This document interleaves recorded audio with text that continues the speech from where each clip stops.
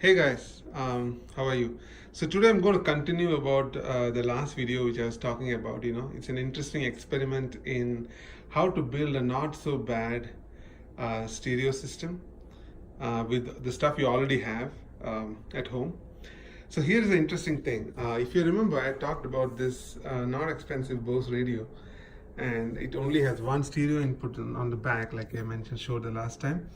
And what I'm trying to do here was that this is a great stereo, but it did not have enough bass for me. So what I did was I got this $89 subwoofer from Amazon, from Polk Audio. It's a 10-inch subwoofer, and that sounded pretty good. But the one thing I did was that I had a Bluetooth adapter, and this is the interesting thing is that Bluetooth adapters I don't think that they give you the best sound quality. There is a limit to the resolution of the audio you can play through it, and I have always felt that they sounded muddy. And so my thing was, how do you improve the sound without spending too much money? So what you can see, what I've done here is a very interesting thing. I have a very old Apple router here, and this one supported AirPlay, and it even does the AirPlay too because it has a newer firmware version on it. Interestingly, you can use that, and that has a network connection to a power line adapter here. So this is a power line Ethernet, gigabit Ethernet, and so this connects to my home network. It's a gigabit network here, and there is an AirPlay connection, the stereo connection going from here, which is split into two. One goes to the Bose radio, and the other goes to the sub. And after you do this, what I've seen is that there is definitely a big difference in terms of the sound quality over the Bluetooth. I can feel a really big difference, and remember that this is a very old airport router, and even then it's pretty good. Next, I'm going to take you up to the bathroom, where I have a similar setup, and you can see that I have done something similar, but a slightly more complicated setup. And I think this is a great way in which you can just build something like this, which gives you a pretty good audio experience. The one difference, though, I do want to mention that you might be able to get a refurbished Bose home theater system, which has a small soundbar with the sub. The bass on that does sound better than this sub, although for some reason for music I somehow prefer the slightly more warmer bass on this subwoofer over the Bose home theater system. But it's kind of interesting to compare, because the problem with that refurbished home theater system from Bose is that the mids and the highs are definitely not as good as the mids and the highs on this Bose radio. There is absolutely no doubt about it. The mids and highs on this Bose radio, which I got refurbished for maybe less than $150, is way better than any portable speaker which Bose has put out, as well as the smaller soundbar system which they had from the past. Okay, so let's go. Okay guys, so here is the speaker setup in my bathroom. I believe that I have already shown you this thing. Why it is this setup is because I already tried the SoundLink Mini, and the SoundLink Mini I thought it was, let's just put it this way, it's a great speaker, but this bathroom is a little bit big, so it was too tinny sound for this bathroom. So what I have here is again a refurbished Bose Solo 5 speaker there. It has very good bass, but with this bad boy, it's amazing how much nicer the sound can be.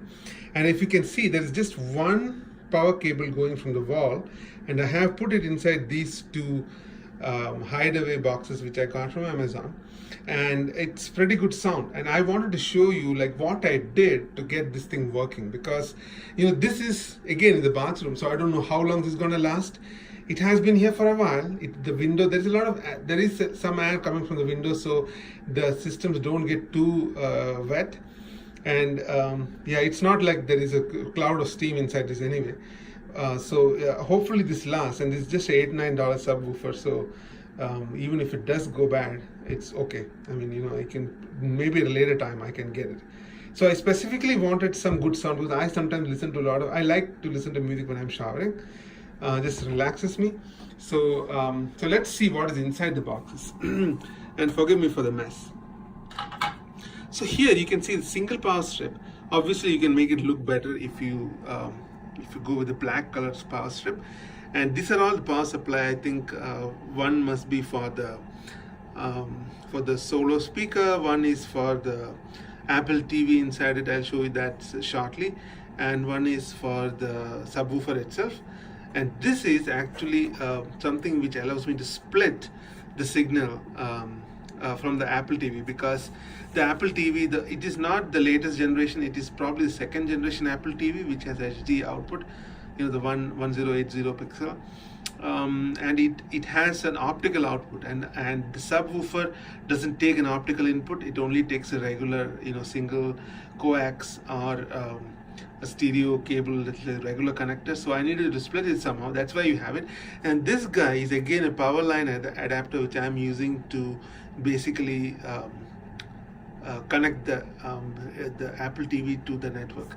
Now initially I didn't have it, and so there were some signal issues, you know, and that's why I decided to just connect it to the power line, and that's how it works. So you can see here is the Apple TV, just as I said, and the Apple TV connects to this digital adapter. See, this is the digital to analog audio converter, again from Amazon. It's very cheap, and it basically takes in, on one side it takes in the optical, and you can see it there. Where is the finger? That goes, and it basically gives me two outputs. Sadly, the one on the left side is not optical. This is stereo, and then a double stereo. So I could have, if it did more, then I could have connected that to optical directly here. So I did try to get an optical audio splitter from Amazon, but it didn't work. And I tried, and it really genuinely didn't work. So that's why, you know, I couldn't do that. So that stereo connects to that subwoofer back there, and this single auxiliary cable connects to the cable behind the soundbar, and that's how that works.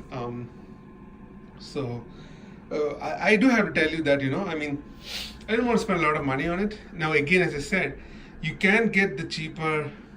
You might be able to get, I believe, for $350, the refurbished Bose home theater system which has the Acoustimas module, which I'll show you that shortly.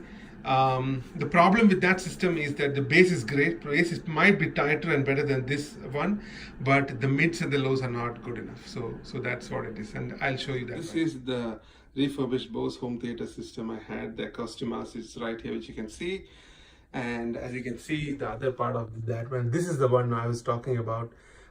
It is nice, but the mids and lows are not enough, which is why I use these big Bose computer speakers and it makes a big difference. So I have it connected, I have this guy connected to both, to that, and the source is coming to this speaker also, so that is able to balance the mids and the highs, and that's how the music is pretty good in this room. Hey guys, so this thing, I wanted to have a small video on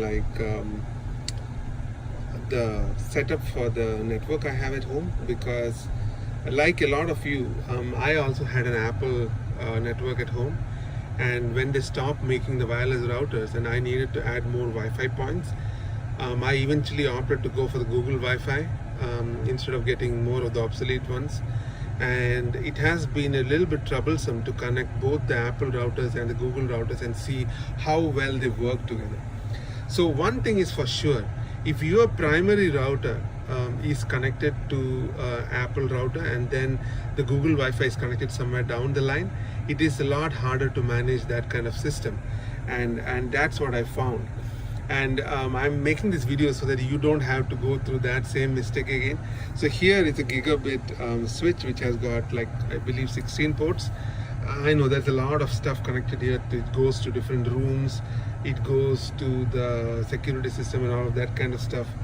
And this is a nice switch connected to Comcast, and as you can see, I use the Google Wi-Fi here.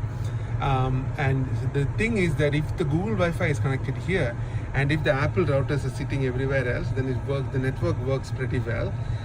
Just remember that when you when you switch the Apple router with the Google Wi-Fi one and you move that router to where the Google to somewhere else, remember to turn off the network mode and make it run in bridge mode, so that this guy is the one assigning the IP addresses to all the other devices in your network. As long as you do that, as long as this is the central hub and every other router you have, either Apple or Google, is connected to this guy, everything will work fine. So right now I have 2 Wi-Fi networks at home, a lot of Apple routers and 2 Google Wi-Fi routers, and this setup works really well. I do wanted to make a note that even setting the firewall settings and prioritizing the network, etc., it's easier to do it with the Google Wi-Fi using the app on the iPhone or the Android. Definitely a lot easier, and I like the experience of port management better on the Google device than on the Apple device. It's sad, obviously. I mean, the Apple router is great, and I'm sure that Google sniffs a lot of your data, but for whoever is using it, it works pretty well. And it really has a very good range, the Google Wi-Fi, and that is one of the big advantages of using that over the older system.